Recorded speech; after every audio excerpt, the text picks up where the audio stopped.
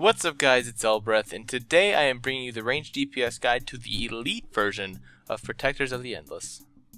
Alright, so Protectors of the Endless, this is the very first boss encounter in the raid instance, the Terrace of the Endless Spring. This is the last raid instance in this current tier, and this boss is actually really interesting.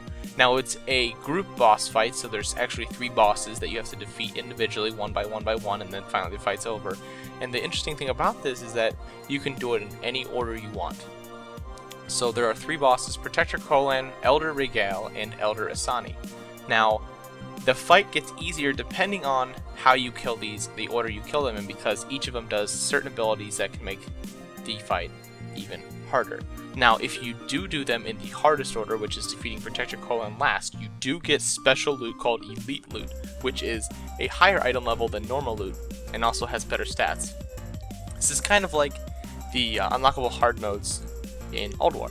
Now, we need to go over the abilities of each of these bosses in order to determine which order we're going to do them in for Elite Mode, and then finally how to tackle them as a ranged DPS. So the first thing we need to do is determine which order we're going to do the boss if we are doing Elite Mode. Now remember, we have to do Kolan last so to trigger the Elite Mode, so in whatever order we do the first 2, it doesn't matter. It's just like he has to be last. Now, the way my group did it is we did Elder Asani second to last, because he has these certain abilities that do help to regen mana and stuff like that before you go into the actual hard phase, which is Protector Kolan. So the first phase we're going to start with is Elder Regale. Now he has 2 or 3 main little abilities that are kind of annoying to range, but it's really, this first phase is not hard at all. He has Lightning Bolt, which you can interrupt, and he has Lightning Prison. Now, Lightning Prison is the only thing you really need to worry about unless you're interrupting, and this basically just means you have to spread out, because he imprisons 2 players in a field of lightning and stuns them. The Lightning Prison causes each player to inflict 28,000 nature damage every second to players within 7 yards. So, just be 7 yards away. Now, you can dispel this. You can human trinket out of it, so you know, healers be on your toes. Range, if you're a human trinket out of it. Hunters can Beast Your Wrath out of it. I'm pretty sure my mage blinked out of it, so that works as well. But all that is a stun. Nature damage goes out. And basically during this phase, you're burning him down. You're popping all your 5-minute CDs, all your pots. You pre-potted. No hero during this. You really don't need it. And just burn him down until he's dead. Now, the second boss you're going to encounter while doing Elite Mode is Elder Asani. He is the easiest out of all 3 of them, which is why you put him before the hardest one. All your heroes can regen mana. You can just relax, sit back, DPS, and plan for the hardest boss. There is one thing to watch out for. It's Water Bolt. You can interrupt it. That's really the only big damage that's going to go out. He's going to class this thing called Cleansing Waters, which he summons a global water to a protector's location. Once it falls, it heals all targets within 4 yards. 5% of total health. They also receive a 50% additional healing from all sources for 10 to 30 seconds. This is really nice. Like, basically, your healers don't have to really heal at all. You could just go, everybody run through this little pool on the ground. It's actually a good pool. For once, there's a good pool on the ground you can run through, and it helps. You need to make sure you take advantage of this, because your healers are going to need all the mana they get when they go into the last phase. Now, the other thing you need to watch out for is Corrupted Waters. He uses this ability after getting a single dose of Shot of Corruption. He summons a globe, it entraps somebody. You have to DPS that global water down.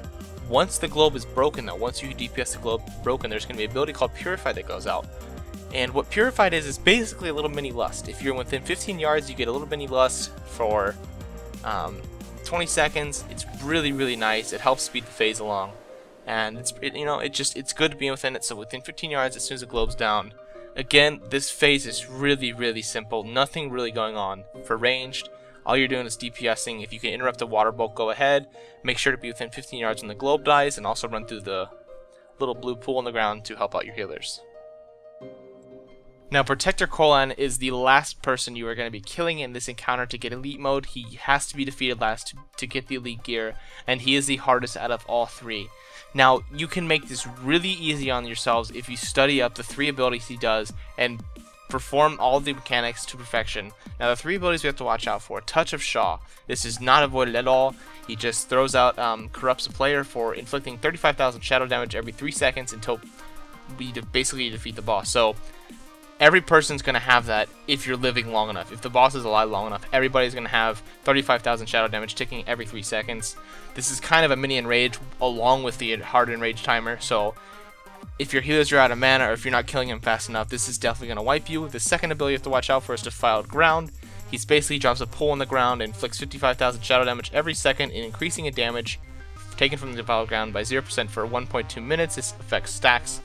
Don't stand in it. Your tank's gonna have to kite that around. It's really easy to avoid. This is definitely a no-no to stand in it as at range, because you should never ever be anywhere near it.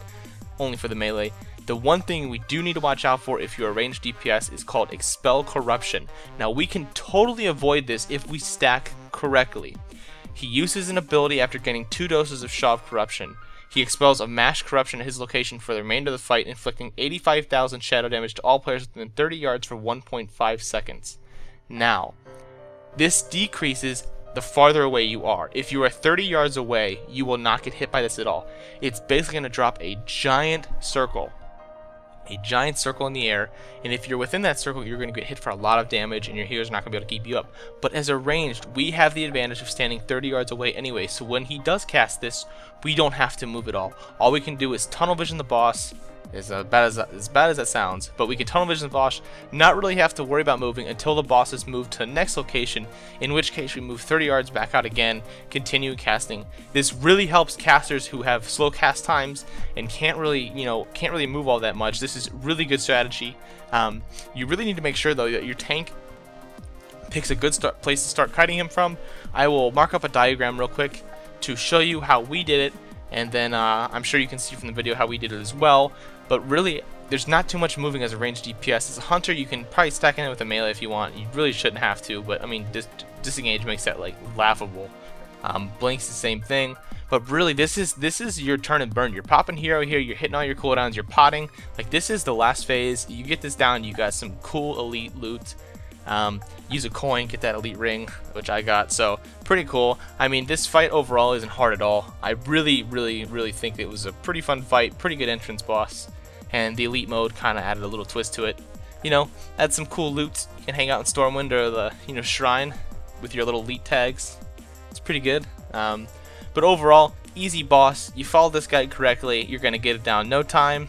I can't wait to see all your little oh yeah, I got the elite loot. It's actually pretty cool. So if you like this guide, make sure you like, thumbs up, and subscribe, and I'll see you guys later.